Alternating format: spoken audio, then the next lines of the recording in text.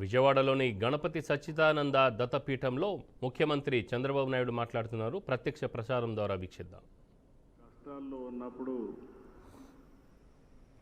ఆయన పూజ చేసి నాకు దాన్ని ఆ ఫలితాన్ని ఇప్పుడు నా చేతికి ఇచ్చారు. అంటే ఒక మంచి కోసం ఏ విధంగా ఆలోచిస్తారో స్వామీజీ ఒక ఉదాహరణ అని చెప్పి నేను మీకు అందరికీ తెలియజేస్తున్నా. వారి జీవితంలో మీరు చూస్తే దత్త క్షేత్రాలు పెట్టి అక్కడ భక్తుల కోసం అనేక సందర్భాల్లో రావడం. ఒకసారి ఇక్కడే వారిని కలిశాను, హైదరాబాద్లో అనేక సార్లు కలిశాను. వారిని ఎప్పుడు కలిసినా ఎంత సమయం ఉన్నా అక్కడే ఉండాలి అనే మనశ్శాంతి ఆయన దగ్గర దొరుకుతుంది. అది ఒక అదృష్టం అని చెప్పి కూడా నేను మీకు తెలియజేస్తున్నా. చాలా తక్కువ సమయంలో ఒక మెసేజ్ ఇచ్చారు. నా సంకల్పం స్వర్ణ ఆంధ్రప్రదేశ్ చేయాలని. ఒకప్పుడు విజన్ 2020 తయారు చేస్తే చాలామంది సమైక్య ఆంధ్రప్రదేశ్లో తప్పుపట్టారు. కానీ ఆ విజన్ ఈరోజు యథార్థ రూపాన్ని చూపించే పరిస్థితి వచ్చింది. ఈరోజు ఏదైతే విజన్ 2047 స్వర్ణాంధ్ర దిశగా ఆలోచిస్తున్నాం. నేను స్వామీజీకి ఒకటే హామీ ఇస్తున్నా, ఏదైతే సంపద రావాలి, అదేవిధంగా మీ అందరికీ ఆనందంగా ఉండాలి. సంపద ఇవ్వడంలో మేము ముందుకెళ్తాం, కానీ ఆనందంగా మీరు ఒక పద్ధతి ప్రకారం ఉండాలంటే అది స్వామీజీ వల్లనే సాధ్యం అని చెప్పి కూడా నేను మీ అందరికీ తెలియజేస్తున్నా.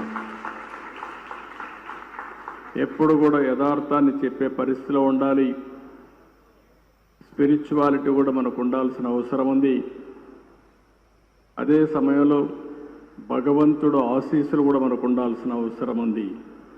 ఆ భగవంతుడికి దగ్గర చేర్చే వ్యక్తే మన పూజ్యశ్రీ స్వామీజీ అని చెప్పి కూడా నేను మీకు తెలియజేస్తున్నా. చాలామందిని చూశాం, కానీ నాదస్వరంతో మన అందరికీ సమస్యలుంటే పరిష్కారం చేసే శక్తి ఒక్క మన స్వామికే ఉండడం మనందరి అదృష్టం కూడా. ఈరోజు మళ్ళీ నేను అన్ని క్షేత్రాలు తిరుగుతానని 53 రోజులు ఈ రాష్ట్రంలో ఉన్నారంటే వారు ఇక్కడ ఉన్నంత వరకు అన్నీ కూడా మనకు శుభమే జరుగుతుంది. నేను వారికి ఒకటే హామీ ఇస్తున్నా, మీరు చేసే ప్రజలకు మంచి కోసం మీరు తాపత్రయం పడుతున్నారు. వారికి దేవుని కృప కలగాలని మీరు ఆలోచిస్తున్నారు. నేను కూడా ఆలోచించేది మీ యొక్క ఆశీస్సులతో ఈ ప్రజలకు ఆర్థిక స్వావలంబన జరగాలని, పేదరికం పూర్తిగా పోవాలని, ప్రజలందరూ ఆనందంగా ఉండాలని చెప్పి ఆశిస్తున్నా. దానికి పూర్తిగా స్వామీజీ యొక్క ఆశీస్సులు కోరుకుంటూ ఈరోజు మిమ్మల్ని చూస్తే ఒక ప్రశాంతంగా కూర్చున్నారు ఇక్కడ. అంటే మీరంతా ఒక పరిపక్వంగా కూడా ఉన్నారు. స్వామీజీ పైన నమ్మకం, ఆ నమ్మకంలో కొంత శాతం పాలకులైన నా మీద కూడా పెట్టండి. మీకు స్వర్ణాంధ్రప్రదేశ్ దిశగా ముందుకు తీసుకుపోయే బాధ్యత నేను తీసుకుంటానని మరొక్కసారి మీ అందరికీ హామీ ఇస్తూ ఈరోజు ఈ అవకాశాన్ని ఇచ్చిన మిమ్మల్ని అందరినీ పేరు పేరున మనస్ఫూర్తిగా అభినందిస్తూ స్వామీజీకి మరొక్కసారి ప్రత్యేకంగా పాదాభివందనం చేస్తూ సెలవు తీసుకుంటున్నాను. జై హింద్.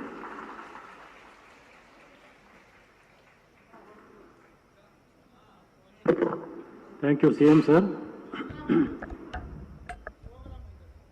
ఈ కార్యక్రమానికి విచ్చేసి వారి బిజీ షెడ్యూల్ ఉన్నా కూడా ఈ కార్యక్రమాన్ని సుసంపన్నం చేసినటువంటి గౌరవనీయ ముఖ్యమంత్రి వర్యులు శ్రీ నారా చంద్రబాబు నాయుడు గారికి దత్తపీఠం విజయవాడ శాఖ పక్షాన అనేక కృతజ్ఞతలు తెలియజేసుకుంటున్నాం. అట్లే honourable minister for endowments Shri Anam Ramanarayana Reddy గారికి కూడా కృతజ్ఞతలు తెలియజేసుకుంటున్నాం. అట్లనే entire council of ministers of government of Andhra Pradesh, MLAs, MPs అందరికీ కూడా విజయవాడ శాఖ పక్షాన కృతజ్ఞతలు తెలియజేసుకుంటున్నాం. మరియు ఈ అడ్మినిస్ట్రేషన్ మొత్తానికి కూడా కృతజ్ఞతలు.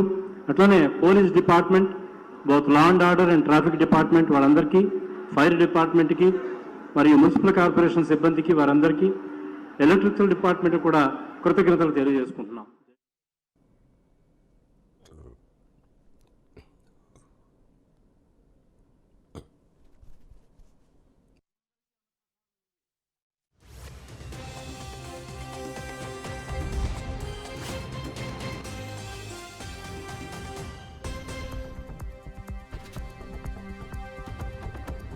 Ugh.